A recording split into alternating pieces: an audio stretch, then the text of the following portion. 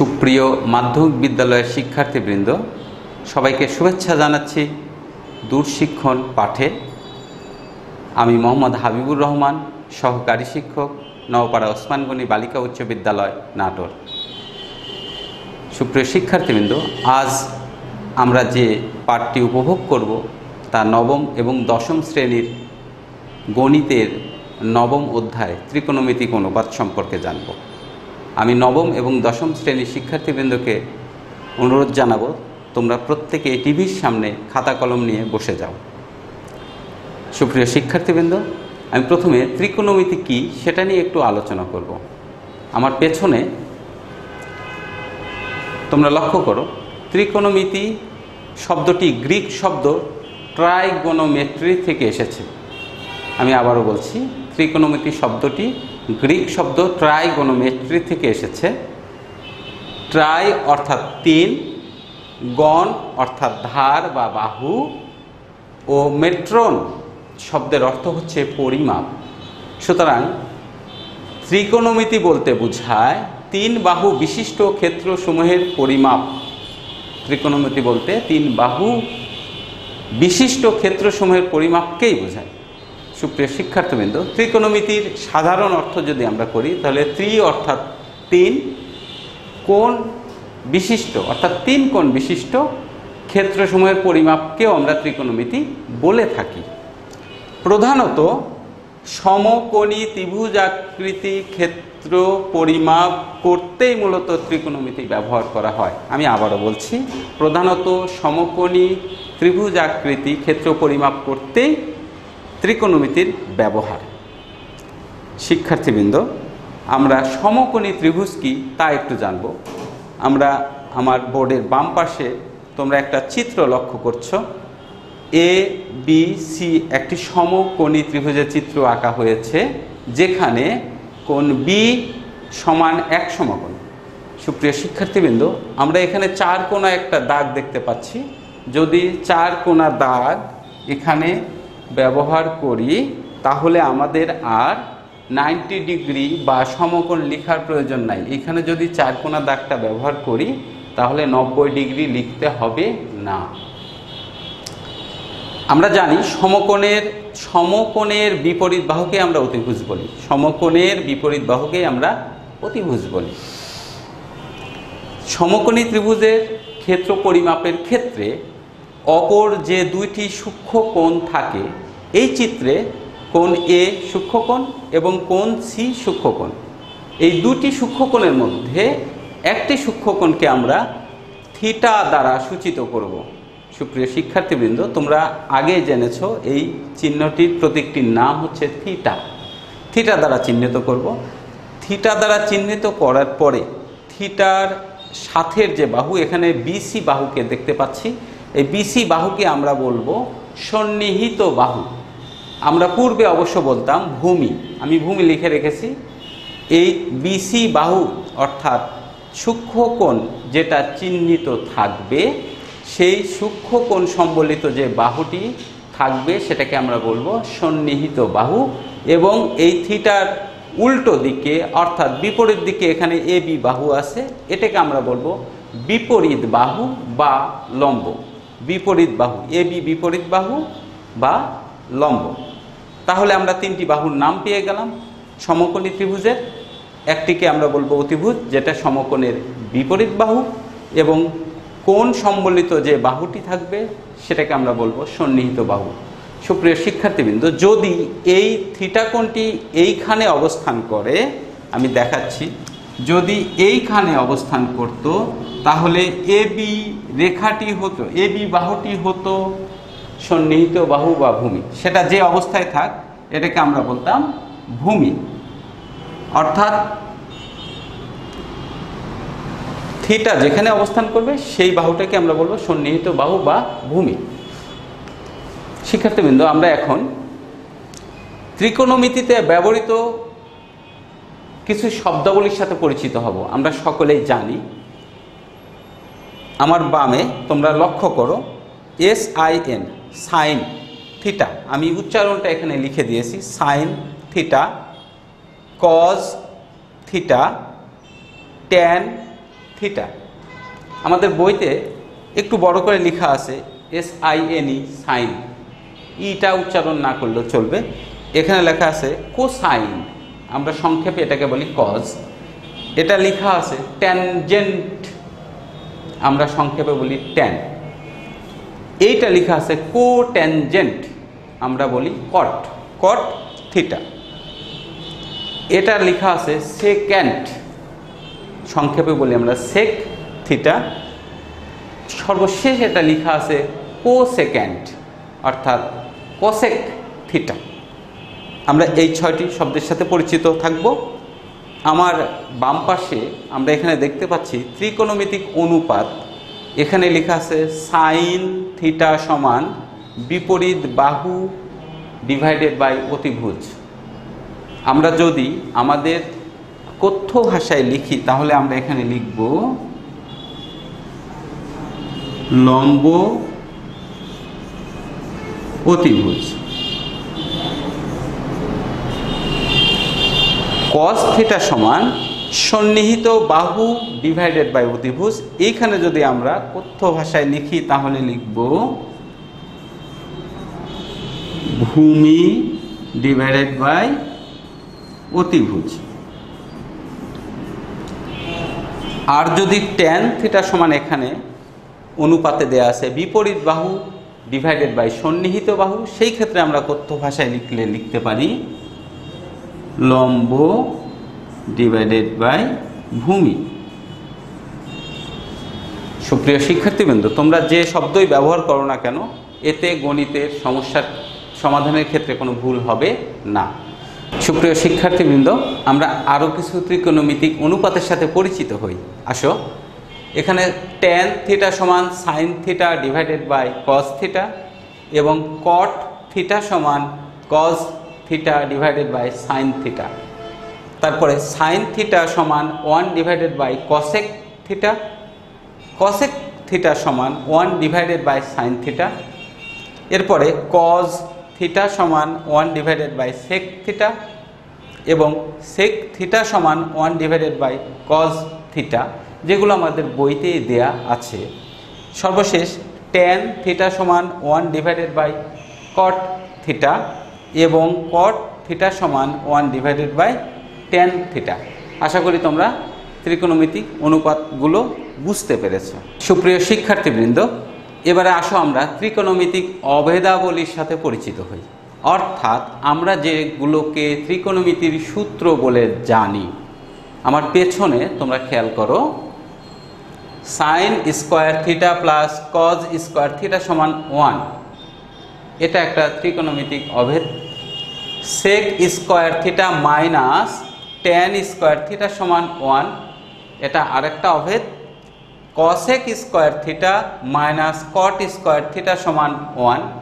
এই 3টি সূত্র বা অভেদ দ্বারা আমরা ত্রিকোণমিতির সকল সমস্যার সমাধান করে থাকি। সুপ্রিয় শিক্ষার্থীবৃন্দ, আমাদের প্রশ্নপত্রে অনেক সময় একটা প্রশ্ন আসে, জ্যামিতিক পদ্ধতিতে প্রমাণ করো যে এই 3টির যে কোনো একটি। তখন আমরা কিভাবে এটা প্রমাণ করব? আমাদের বইয়ের যে সমস্যাগুলো আছে অনুশীলনীর, সেগুলো আমরা মোটামুটি সবাই প্রায় পারি। কিন্তু এই রকম প্রশ্ন যখন আসবে যে জ্যামিতিক পদ্ধতিতে প্রমাণ করো যে sine square theta plus cos square theta সমান 1, অথবা sec square theta minus tan square theta সমান 1, অথবা cosec square theta minus cot square theta সমান 1, সেই ক্ষেত্রে আমরা এইগুলোর সমাধান কিভাবে করব, আমরা সেই বিষয়টা নিয়ে এখন আমরা আলোচনা করব। আমরা আজকে প্রমাণ করতে যাচ্ছি sign square theta plus cos square theta সমান 1, এটা জ্যামিতিক পদ্ধতিতে প্রমাণ করব। আমি একটি সমকোণী ত্রিভুজ নিয়েছি, আমরা লিখব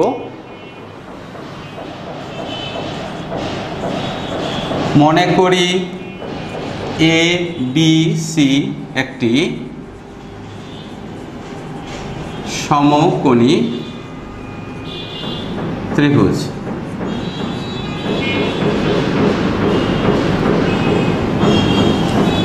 ABC একটি সমকোণী ত্রিভুজ যার AC সমান অতিভুজ তোমরা আগেই জেনেছ যে সমকোণের বিপরীত বাহুকে আমরা অতিভুজ বলি। সুতরাং এই ত্রিভুজে এসি অতিভুজ এবং কোণ সি সমান থিটা। কোণ সিকে আমরা থিটা বা সূক্ষ্মকোণ বিবেচনা করেছি। সুতরাং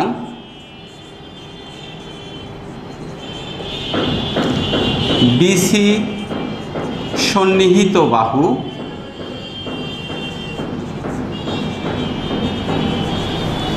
শিক্ষার্থী বন্ধুরা, যেহেতু থিটাকে আমরা সূক্ষ্মকোণ বিবেচনা করেছি, সুতরাং থিটা সংলগ্ন যে বাহুটি আছে সেটাকে আমরা বলছি সন্নিহিত বাহু বা ভূমি। এবং এ বি বিপরীত বাহু,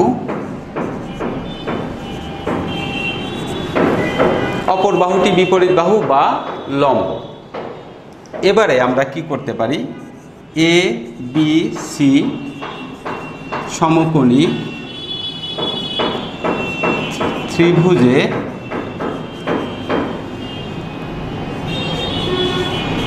পিথাগোরাসের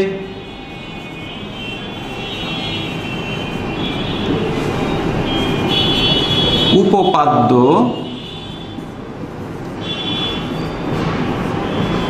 হইতে। শিক্ষার্থী বন্ধুরা, পিথাগোরাসের উপপাদ্য কি বলেছিল? যে সমকোণী ত্রিভুজের অতিভুজের উপর অঙ্কিত বর্গক্ষেত্রের ক্ষেত্রফল অপর দুই বাহুর উপর অঙ্কিত বর্গক্ষেত্রের ক্ষেত্রফলের সমষ্টির সমান।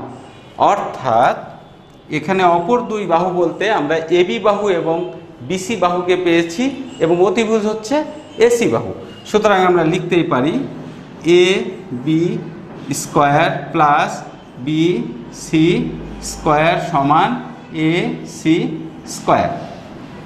সুপ্রিয় শিক্ষার্থী বন্ধুরা, আমি আবারও বলছি, পিথাগোরাসের উপপাদ্য বলেছে অতিভুজের উপর অঙ্কিত বর্গক্ষেত্রের ক্ষেত্রফল অপর দুই বাহুর উপর অঙ্কিত বর্গক্ষেত্রের ক্ষেত্রফলের সমষ্টির সমান।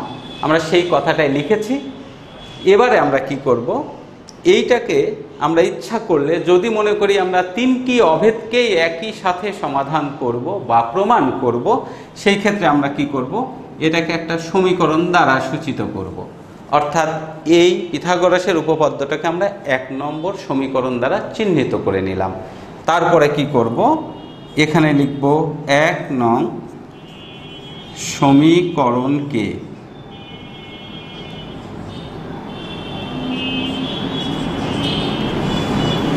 এ সি স্কোয়ার দ্বারা ভাগ করি। সবাই খেয়াল করো, আমি কি করছি, 1 নং সমীকরণকে, এই গোটা সমীকরণটিকে এসি স্কোয়ার দ্বারা ভাগ করতে যাচ্ছি। তাহলে আমরা লিখব কি, A B square plus BC square সমান, এই পাশটাতে আমি টান দিয়ে নিচে লিখব এসি স্কোয়ার সমান, এপারে লিখব AC square divided by AC square. উভয় পক্ষকে আমি এসি স্কোয়ার দ্বারা ভাগ করতে যাচ্ছি।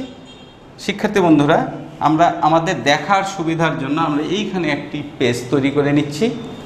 তাহলে তোমরা সবাই এখানে খেয়াল করো, এবি স্কোয়ারের নিচেও এসি স্কোয়ার আছে এবং বিসি স্কোয়ারের নিচেও এসি স্কোয়ার আছে। এটাকে আমরা আলাদা করে দিতে পারি এখন। তাহলে আমরা লিখব বা এ বি স্কোয়ার তার নিচে A C square plus B C square তার নিচে এ সি স্কোয়ার সমান, এখানে খেয়াল করো উপরে এসি স্কোয়ার নিচেও এসি স্কোয়ার, অতএব ভাগ করে ফলাফল আসবে 1। বা শিক্ষার্থী বন্ধুরা, এ বির উপরেও বর্গ আছে, এসির উপরেও বর্গ আছে, আমরা এটাকে সমস্ত বর্গ অর্থাৎ হোল স্কোয়ার করতে পারি। A B by AC whole square plus B C by AC whole square সমান, ডান পক্ষে আছে 1। সুপ্রিয় শিক্ষার্থী বন্ধুরা, আমরা এবি বাহুটার সাথে পরিচিত হই, বিপরীত বাহু। এসি বাহু অতিভুজ আমরা ত্রিকোণমিতিক অনুপাত একটু আগে আমরা খাতায় লিখে নিয়েছি, তোমরা লক্ষ্য করো যে বিপরীত বাহু ডিভাইডেড বাই অতিভুজ আমাদের খাতায় লেখা আছে, তা হবে সাইন। বিপরীত বাহু বাই অতিভুজ আমাদের খাতায় একটু আগে আমরা লিখে নিয়েছি, দেখো সাইন, এই বর্গটা হবে সাইনের উপর তারপরে থিটা যোগ, আমি এই মাঝে একটি কথা বলে নিচ্ছি, তোমরা অনেকে হয়তো ভাবতে পারো স্যার থিটাটা বর্গের বাইরে কেন? কখনোই থিটার উপরে বর্গ হবে না, থিটার বামে যে চলক থাকবে তার উপরেই বর্গ শুধুমাত্র বসবে। সুতরাং এখানে এবি সমান বিপরীত বাহু, এসি সমান অতিভুজ, আমরা জানি ত্রিকোণমিতিক অনুপাতে বিপরীত বাহু ডিভাইডেড বাই অতিভুজ সমান সাইন থিটা। সুতরাং আমরা এখানে সাইন থিটায় লিখেছি, যেহেতু বাইরে বর্গ ছিল তাই এখানে আমরা সাইন স্কয়ার থিটা লিখেছি। ঠিক একইভাবে বিসি এখানে সন্নিহিত বাহু, এসি হচ্ছে অতিভুজ, আমরা ত্রিকোণমিতিক অনুপাতে একটু আগে লিখেছি সন্নিহিত বাহু ডিভাইডেড বাই অতিভুজ সমান কজ থিটা। আর যেহেতু বাইরে বর্গ আছে তো আমরা এখানে লিখব কজ স্কয়ার থিটা সমান 1।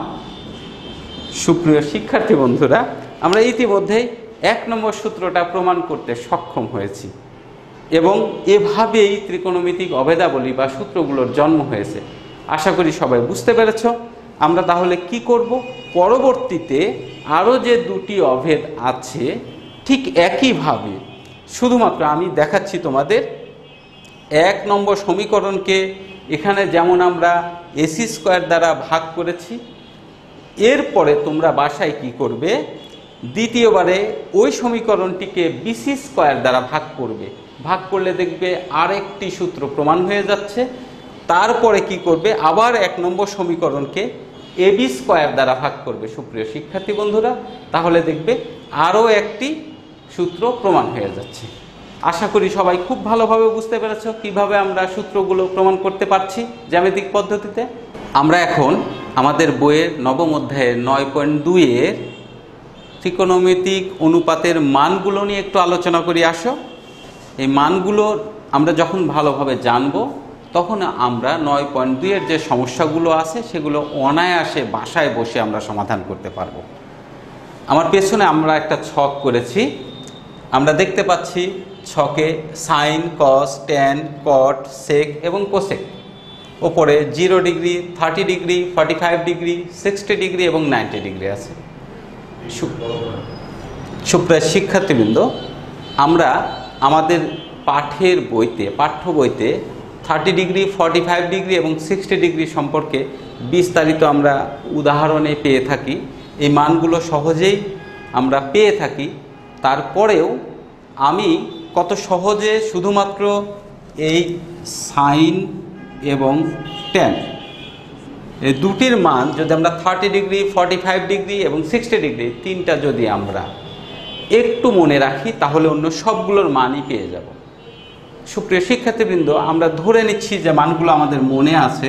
সাইন 30 ডিগ্রির মান হাফ, 45 ডিগ্রির মান 1/√2, 60 ডিগ্রির মান √3 ডিভাইডেড বাই 2 এবং ট্যান 30 ডিগ্রির মান 1 ডিভাইডেড বাই √3, 45 ডিগ্রির মান 1 এবং 60 ডিগ্রির মান শুধুমাত্র √3।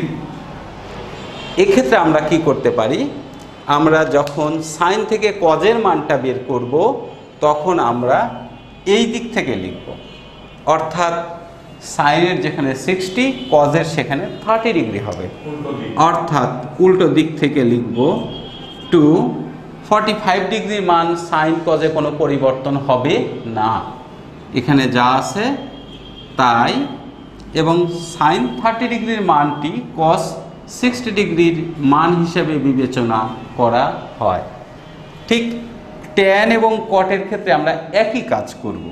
তাহলে কট 30 ডিগ্রির মানটি হবে ট্যান 60 ডিগ্রির মান, অর্থাৎ √3, এবং ট্যান ও কটের 45 ডিগ্রি মানের কোনোই পরিবর্তন হবে না, এখানে হবে 1 এবং tan 30 ডিগ্রির মানটি cot 60 ডিগ্রির মান হিসেবে বিবেচনা করা হয়।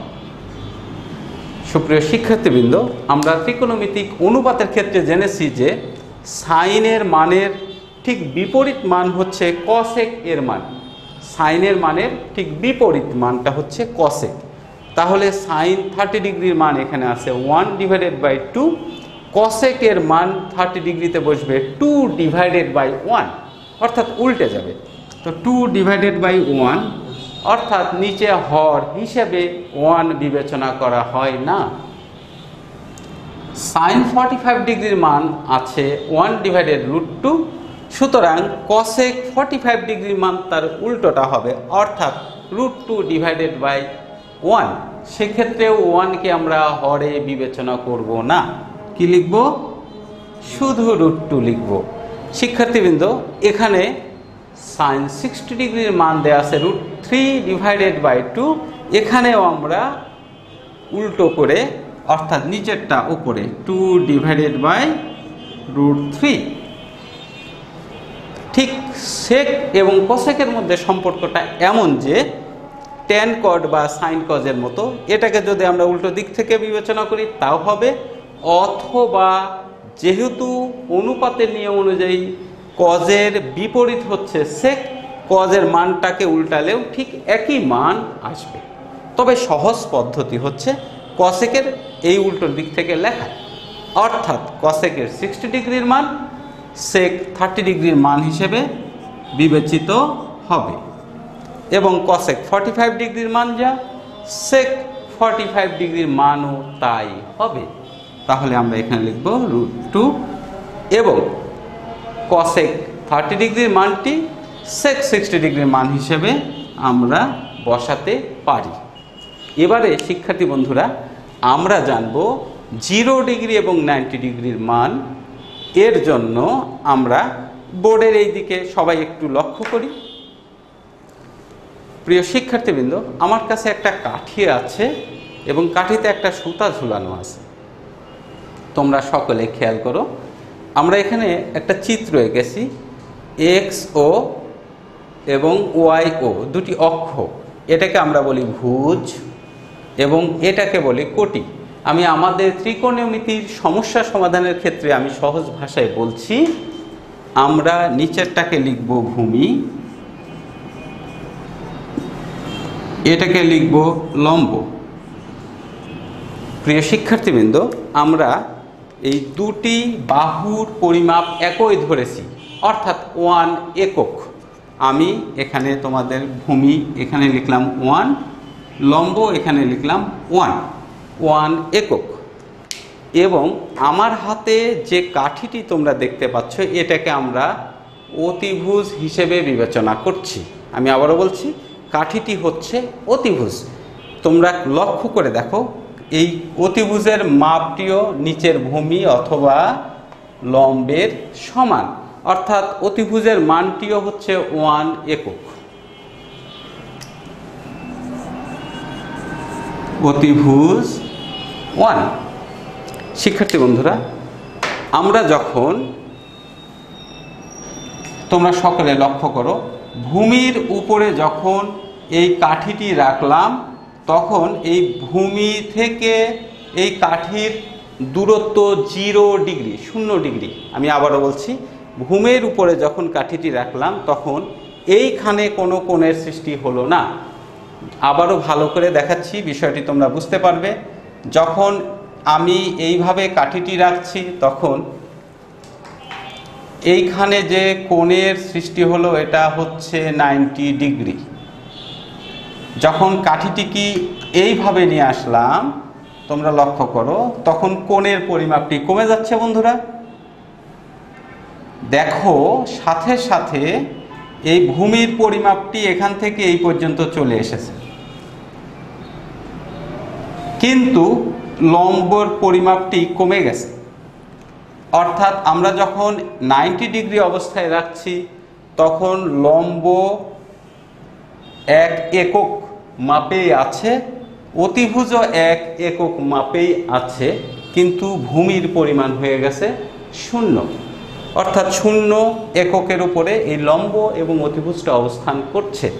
কিন্তু যখন আমরা এরকম করে নিচ্ছি শিক্ষার্থী বন্ধুরা, তখন দেখো কোণ ছোট হয়ে যাচ্ছে, ভূমি আস্তে আস্তে বৃদ্ধি পাচ্ছে এবং লম্ব ছোট হয়ে যাচ্ছে।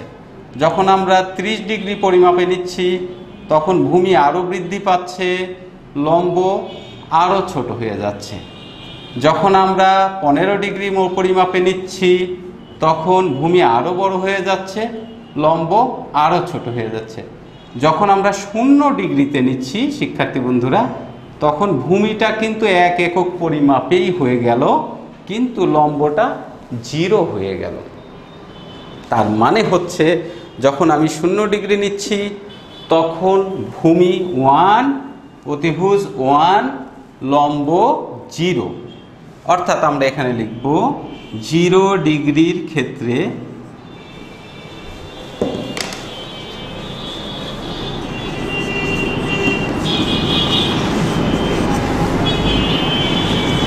ভূমি 1,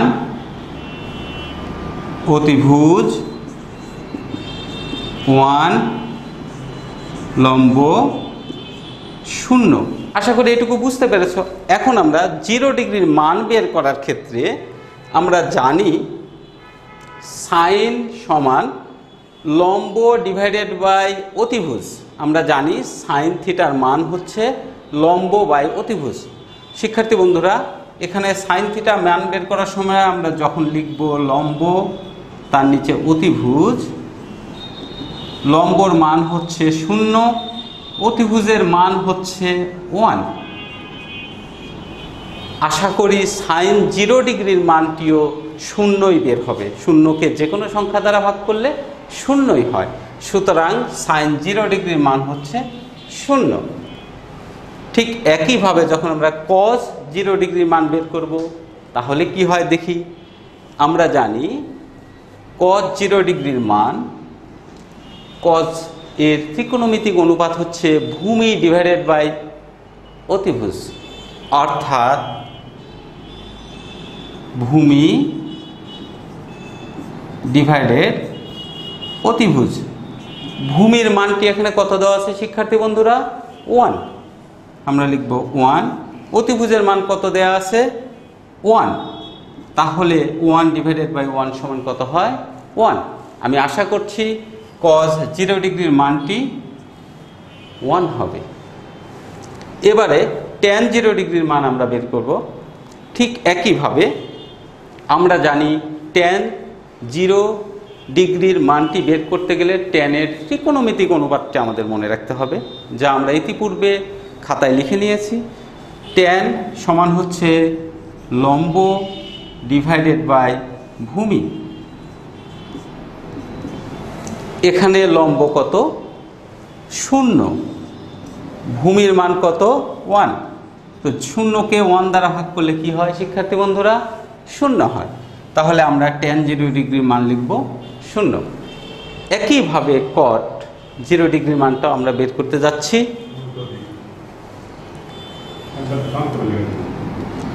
আমরা জানি কটের ত্রিকোণমিতিক অনুপাত হচ্ছে ভূমি ডিভাইডেড বাই লম্ব। আমি আবারও বলছি, কটের ত্রিকোণমিতিক অনুপাত হচ্ছে ভূমি ডিভাইডেড বাই লম্ব। তাহলে আমরা লিখব ভূমি ডিভাইডেড লম্ব। ভূমির মানটি কত? 1, লম্বর মানটি কত? 0। শিক্ষার্থী বন্ধুরা, কোনো সংখ্যাকে 0 দ্বারা ভাগ করলে তার উত্তর আসবে অসীম। আমরা সংক্ষেপে এইভাবে লিখি ইনফিনিটি বা অসংজ্ঞায়িত। যে কোনো সংখ্যাকে তোমাদের যে সায়েন্টিফিক ক্যালকুলেটর আছে সেটা এখনই ব্যবহার করে দেখো, যে কোনো সংখ্যাকে 0 দ্বারা ভাগ করলে তোমাদের সায়েন্টিফিক ক্যালকুলেটারে লেখা উঠবে সাইনটেক্স এরর, অর্থাৎ তোমার ক্যালকুলেটরে আসছে না। সুতরাং শিক্ষার্থী বন্ধুরা, আমরা এখানে অসংজ্ঞায়িত চিহ্নটা দিব। এরপরে আসি সেক 0 ডিগ্রির মান। সেক আমরা জানি সেকের ত্রিকোণমিতিক অনুপাত হচ্ছে অতিভুজ ডিভাইডেড বাই ভূমি। অতিভুজ ডিভাইডেড বাই ভূমি। তাহলে আমরা লিখব অতিভুজ তার নিচে ভূমি। অতিভুজের মান এখানে কত? 1, ভূমির মান 1, অতএব 1 ডিভাইডেড বাই 1 ইকুয়াল টু 1। সেক 0 ডিগ্রির মান 1। কসেক 0 ডিগ্রির মানটি আমরা বের করব। এখন আমরা জানি কসেক এর ত্রিকোণমিতিক অনুপাত হচ্ছে অতিভুজ ডিভাইডেড বাই লম্ব, অর্থাৎ অতিভুজ ডিভাইডেড বাই লম্ব, অর্থাৎ 1 ডিভাইডেড বাই 0। শিক্ষার্থী বন্ধুরা, একই ঘটনা ঘটতে যাচ্ছে, সাইনটেক্স এরর বা অসংজ্ঞায়িত চিহ্নটা আমরা এইভাবে দিব, লিখব অসংজ্ঞায়িত বা ইনফিনিটি। এবারে দেখো 90 ডিগ্রি ক্ষেত্রে আমরা কি পেলাম? 90 ডিগ্রি ক্ষেত্রে পেলাম ভূমি 0, অতিভুজ 1 এবং লম্ব 1। এবারে আসো আমরা 90 ডিগ্রি সাইন কোণের মানটি বের করি। আমরা জানি ত্রিকোণমিতিক অনুপাত অনুসারে সাইন সমান লম্ব বাই অতিভুজ। সেই ক্ষেত্রে এখানে লম্ব কত আছে? 1, অতিভুজ কত? 1 ইকুয়াল টু কত হবে? 1।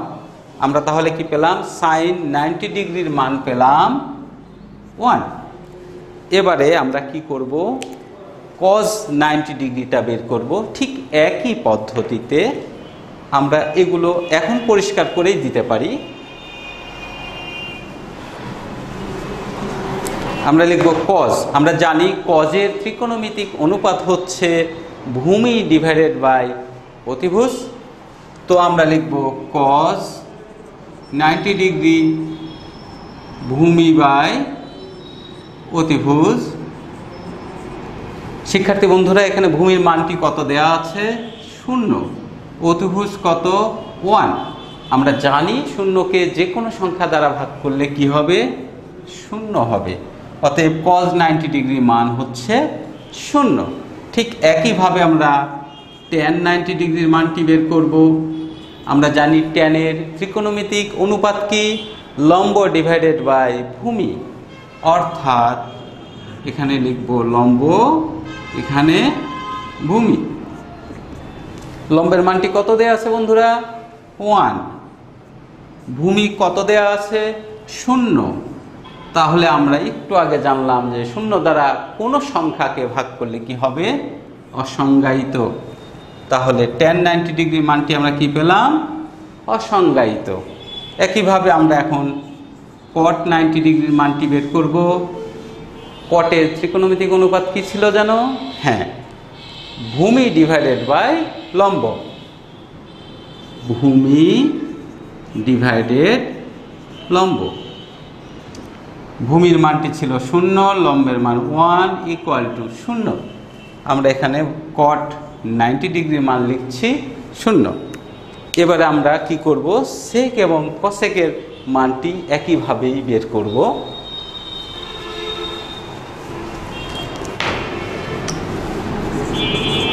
সেক 90 ডিগ্রি, আমরা সেকের ত্রিকোণমিতিক অনুপাত জানি কি? অতিভুজ ডিভাইডেড বাই ভূমি।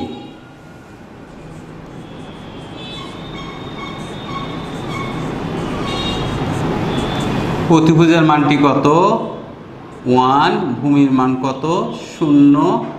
আমরা কোনো সংখ্যাকে 0 দ্বারা ভাগ করলে কি পাচ্ছি? অসংজ্ঞায়িত। সুতরাং আমরা পাচ্ছি অসংজ্ঞায়িত। সর্বশেষ একটা আছে cosec 90 ডিগ্রির মান আমরা বের করব। cosec এর ত্রিকোণমিতিক অনুপাতটি কি ছিল শিক্ষার্থী বন্ধুরা? অতিভুজ ডিভাইডেড বাই লম্ব।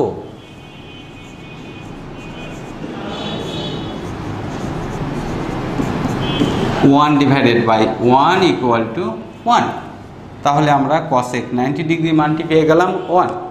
সুপ্রিয় শিক্ষার্থী বন্ধুরা, আমরা জানি আমরা যদি এই মানগুলো মনে রাখতে পারি বা যে কোনোভাবে বের করতে পারি, তাহলে আমাদের 9.2 এর যে সমস্যাগুলো আছে মান নির্ণয়ের, তার প্রত্যেকটাই আমরা খুবই সুন্দরভাবে সমাধান করতে পারবো। তাহলে আমাদের কাজ হচ্ছে কি? অভেদাবলী অর্থাৎ ওই সূত্রগুলো সুন্দরভাবে মনে রাখা এবং চর্চা করা, এবং এই মানগুলো সুন্দর করে আমরা চর্চা করব, করে আমাদের বইয়ের যে সমস্যাগুলো আছে এগুলো সুন্দর করে সমাধান করব।